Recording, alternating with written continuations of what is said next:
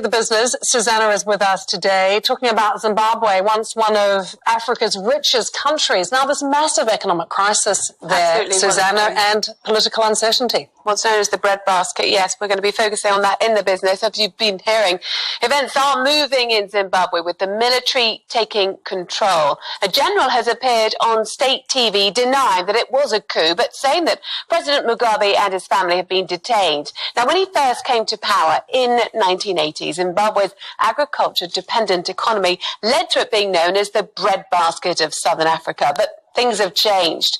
The economy grew by just 0.7% last year, but years of mismanagement mean it's thought to be around half the size it was in 2000. And whilst there is little reliable data on Zimbabwe's economy, unemployment is rife and could be as high as 95%, and that's fueled political unrest. The perilous state of the economy has led the government to borrow more and more money, and its debts are now thought to be more than 70% of the size of the economy.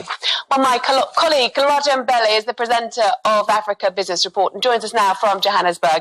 Hello there, Lerato. Thanks very much for talking to us. Now, there are reports that the Finance Minister, Ignatius Chombo, has been detained as part of all of these developments. What more do you know about him and the direction of his economic policies? Well, what we do know is in the early hours of this morning, Ignatius Chombo's gate was rammed down in a seizure that led to his arrest. And Ignatius Chombo is a finance minister who's only been in office for nearly a month or just thereabouts. He was installed into his new position as part of a political reward, some people have viewed, to his loyalty to the former First Lady, Grace Mugabe. I don't even know if former is the right word, because reports are that she's fled Zimbabwe.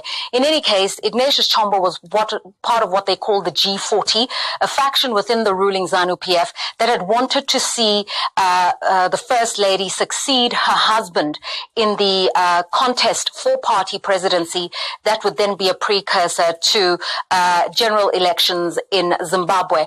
For many of those who were part of Zimbabwe's revolution more than 40 years ago, who still subscribe to the principles of liberation, who are still nostalgic about that past, seeing this kind of political machination in the party made it a really untenable situation. And so when this military takeover occurred, they rounded up those who they seemed to be disloyal to the liberation and by inference loyal to the First Lady. And yes, one of them is Ignatius Chombo, but he just doesn't really have a lot of credentials, as it were, in the finance banking space that would have given credence to his role as finance minister. Well, the economists say that actually it's targeting criminals around Robert Mugabe who have caused economic and social suffering.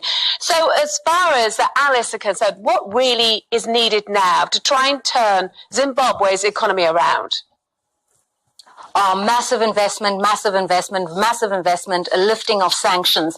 But whenever we speak to pundits about Zimbabwe, they tell you that, quite frankly, Zimbabwe has the necessary infrastructure to rebuild the economy. There are roads, there are power lines, there are railway tracks, there are mines. All that's needed is a concerted political will to bring investors in. And some people have said the only thing that can happen to do that is to change the government in its current form. But the fundamentals of rebuilding the economy, pundits say, exist. But time will tell. Okay, Lerato Mbele in Johannesburg.